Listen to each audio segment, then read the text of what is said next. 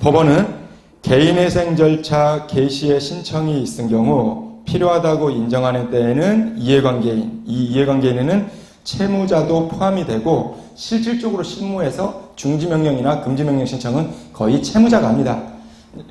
규정은 이해관계인으로 되어 있지만, 그래서 이해관계인의 신청에 의하거나, 즉 채무자의 신청에 의하거나 직권으로 개인회생 절차의 개시 신청에 대한 결정 시까지 일정한 행위를 중지 또는 금지를 명할 수 있는데, 이 중지명령, 금지명령 신청에서 신청 이후에 개시 신청에 대한 결정 시까지 중지명령이나 금지명령을 신청하는 이유는 뒤에서 말씀드리겠지만, 개시 결정이 되면 개시 결정 효력에는 금지명령이나 중지명령 효력이 당연히 내포하고 있습니다.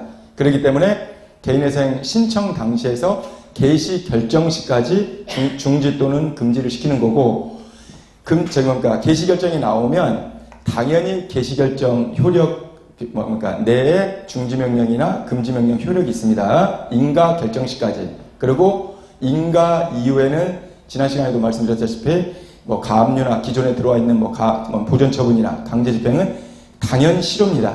그렇기 때문에 금지명령, 중지명령 신청 당시에 그 기간을 개시 신청에 대한 결정치까지 신청을 하는 겁니다.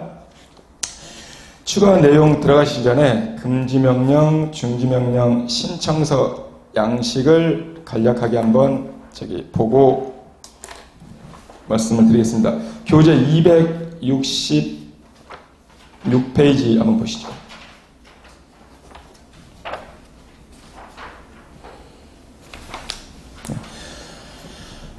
예, 266페이지가 이제 금지명령 신청서입니다. 실무상 금지명령 신청서는 개인회생 절차 개시 신청 시에 이제 거의 동시에 접수를 합니다. 근데 이제 그래서 통상 금지명령 같은 경우 신청을 하면 법원에서 이제 1, 2주 내에는 이제 결정까지 나오는데, 제가 그때도 말씀드린 통상 요즘 법원들이 기존에 개인회생을 신청했다가 기각된 사례가 있다거나, 기각사건, 신청에서 기존에 채무자가 신청을 했는데 기각이 됐다거나, 아니면 변제계획 인가 후에 월 변제금액을 제대로 납부를 못해서 절차가 폐지됐다거나, 기존의 개인회생이나 파산을 이용한 경험이 있는 채무자 같은 경우는 금지명령을 실질적으로 결정을 인용해주지 않는 법원들도 있다고 말씀을 드렸습니다. 그리고 근데 실질적으로 기존의 채무자가 개인회생을 신청한 이후에 기각이나 폐지 결정이 됐다 그러는데, 중지명령 같은 경우는 그거하고 상관없이 그 중지명령 결정은 법원에서 인용 결정이 나옵니다. 참고로 알아두시고, 금지명령하고 중지명령 신청서 내용 간략히 보고 말씀을 드릴게요.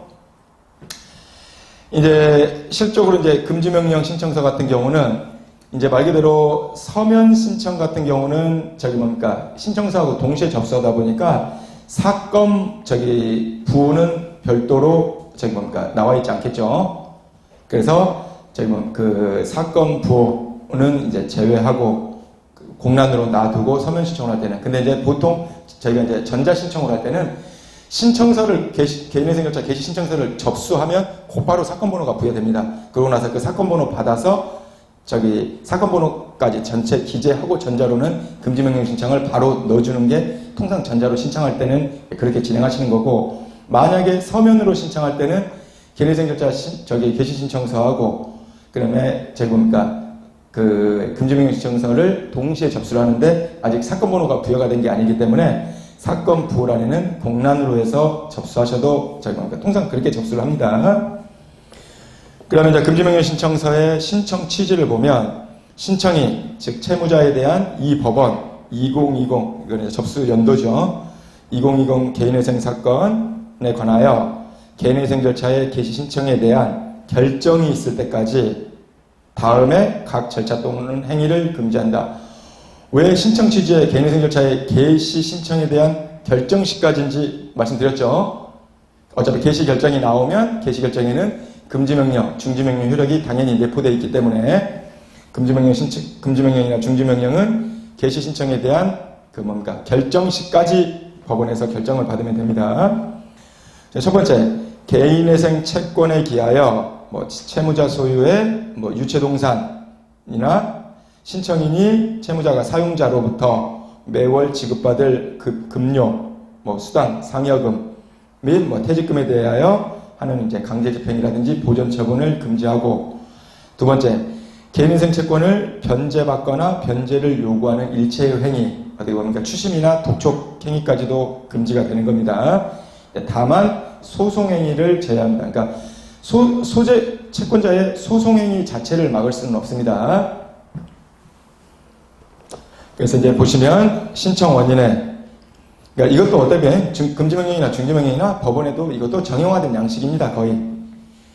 그래서 보시면 신청 원인은, 신청인은 뭡니까? 개인회생 사건의 신청 채무자로서 신청인이 매월 이제 현 직장에서 지급받은 이제 급여에서 생계비를 제외한 본인을 포함한 채무자를 포함한 부양가족의 생계비를 제외한 나머지, 즉 가용소득으로 채무를 변제하는 이제 변제계획안을 제출한 상태인데, 현재 신청인 소유의 유체동산이나 신청인이 사용자로부터 매월 지급받을 뭐 급여, 퇴직금 등에 대하여 뭐 보존처분이나 압류 집행, 아직 보존처분이나 그 강제집행이 없는 바, 채권자들이 신청인 소유의 유체동산이나 급여 등의 보존처분이나 강제집행을 신청하게 되면 개인회생 절차에 따른 변제계획 수행에 어려움이 생기기 때문에, 또한 채권자들이 신청인으로부터 개인회생 채권을 변제받거나 변제를 요구하는 행위, 즉 추심,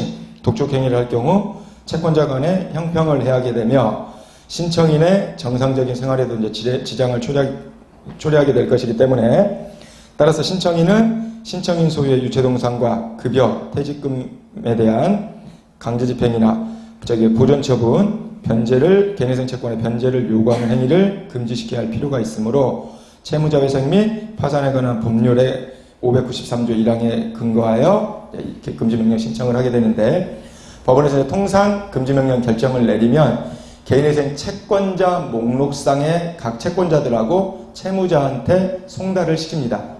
그래서 채권자들한테 송달이 되면 이제 효력이 발생하게 되는 겁니다. 요즘 실무상 뭐 예를 들어 1금융권, 뭐 카드사, 뭐 대부업체 할 것 없이 법원에서 금지명령 결정이 인용이 되고 그 결정문이 채권자들한테 송달이 되면 독촉, 추심행위는 자동적으로 요즘은 대부분 다 채권자들이 이제 이 절차들을 워낙 잘 알고 있기 때문에 추심행위나 독촉행위가 이제 없게 됩니다.